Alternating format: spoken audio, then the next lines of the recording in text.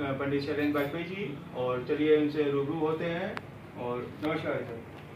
जय जय सीताराम। जय थोड़ा सा आपसे जानकारी करना चाहते हैं कि जैसे अभी धनतेरस का पर्व आ रहा है और फिर आगे दिवाली होगा, तो पहले बात धनतेरस की कर लेते हैं कि धनतेरस में कुछ भ्रांतियाँ हैं कि लोगों को कैसे बनाएं या क्या खरीदारी करनी चाहिए, तो उसके बारे में थोड़ा कुछ बताएं। देखिए बघेल जी, जो दीपावली का पर्व है वो हमारी सनातन व्यवस्था का बहुत महत्वपूर्ण आयाम है।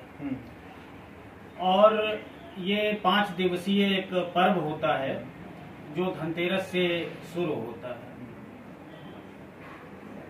ये परंपरा बहुत प्राचीन है। हाँ, ये तो और धनतेरस में बेसिकली लोग समझते हैं कि लक्ष्मी जी की पूजा, साथ में गणेश जी की पूजा कर लें। नहीं, लक्ष्मी जी की पूजा के साथ साथ कुबेर जी की और धन्वंतरी की पूजा बहुत आवश्यक है। धन्वंतरी जी हमारे आयुर्वेद के जनक हैं। जो कुबेर जी हैं वो धन धान्य प्रदान करते हैं। तो हम लोगों को लक्ष्मी जी के साथ साथ कुबेर और धन्वंतरी की भी पूजा अनिवार्य रूप से करनी चाहिए। अच्छा, मसला ये है कि इसकी पूजा कब सबसे अच्छी है, तो सबसे बेहतर तो ये है कि गोधूली बेला में इसकी पूजा की जाए। गोधूली बेला का मतलब है सूर्यास्त से थोड़ा पहले से लेकर के सूर्यास्त के बाद तक का समय। ये धनतेरस के लिए ये धनतेरस के लिए इसको बोलते हैं प्रदोष काल। तो प्रदोष काल के पूजन को बहुत ही बेहतर और पुण्य फल की प्राप्ति वाला माना जाता है। और अब जी बताइए। एक ये थोड़ा और जानकारी करना चाहेंगे कि धनतेरस में लोग जैसे सोना चांदी खरीदते हैं, लेकिन कुछ और भी लोग बताते हैं सनातन के बारे में कि लोगों को जानकारी नहीं है कि और क्या कर सकते हैं। हर कोई तो खरीद नहीं सकता सोना चांदी, तो क्या किया जाए? देखिए, जो परंपरा में है उसमें धातु खरीदने का विधान है। अब सोना सबसे मूल्यवान और उच्च वस्तु है। साथ ही साथ ये ग्रह नक्षत्रों को भी प्रभावित करती है।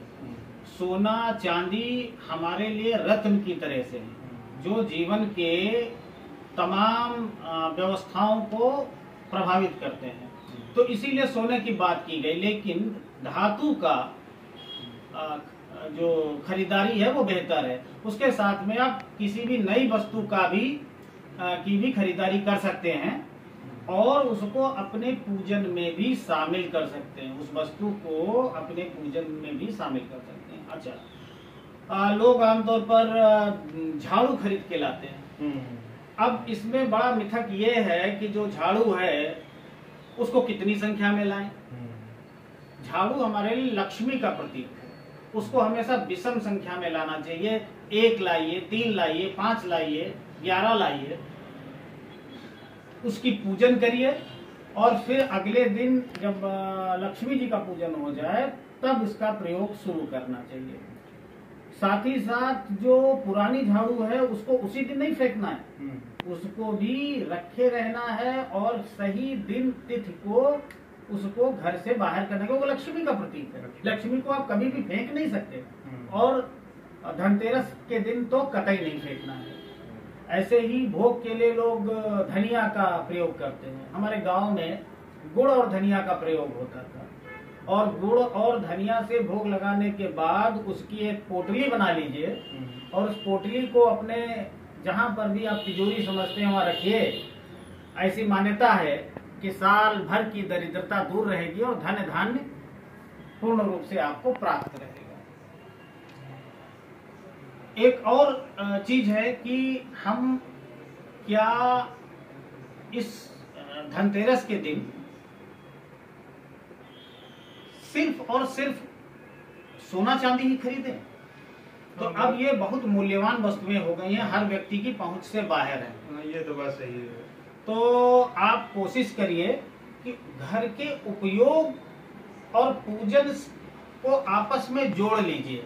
जो आपको घर में आवश्यकता हो वो नई वस्तु घर के अंदर लाइए।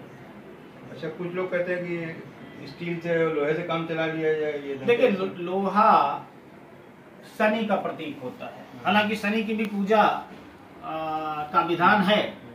यम की पूजा भी करना चाहिए। लोग कहते हैं कि अगर ऐसा हमारे सनातन में है कि यम की पूजन करने से आप उसके प्रभाव को कम कर देते हैं, कोई चीज समाप्त तो नहीं होती। अब कोई भी पूजन मंत्र आपके घर में व्यवस्था में पॉजिटिव एनर्जी का प्रवाह करता है। दो चीजें और, पहला कि तुलसी जी की पूजा जरूर करें इन 5 दिन। तुलसी जी के नीचे आप दीपक जलाएं। तुलसी जी लक्ष्मी का रूप होती हैं, घर में धन धान्य भरती हैं। विष्णु जी से उनका सीधा संबंध है, तो तुलसी जी पर विशेष ध्यान रखें। एक चीज और जो आमतौर पर लोगों को नहीं मालूम है, घर के अंदर धनतेरस के दिन नमक जरूर खरीद के लाएं। नमक हमारे घर की नकारात्मक ऊर्जा को दूर करता है।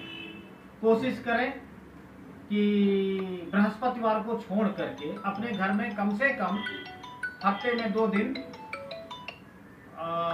नमक डालकर घर में पोछा लगाएं या उसका छिड़काव करें।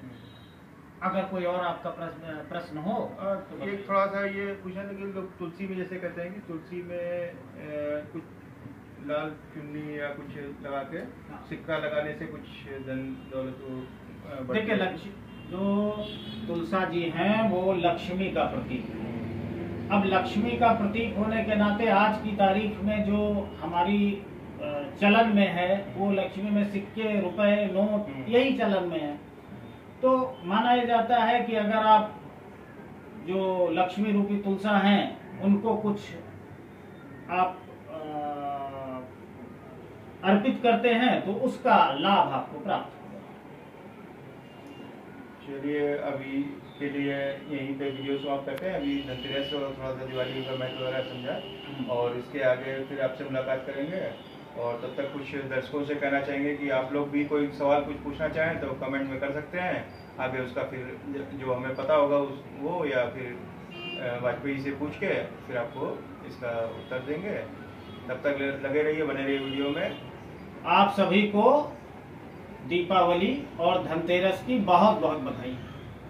धन्यवाद। जय जय सीताराम। जय जय सीताराम।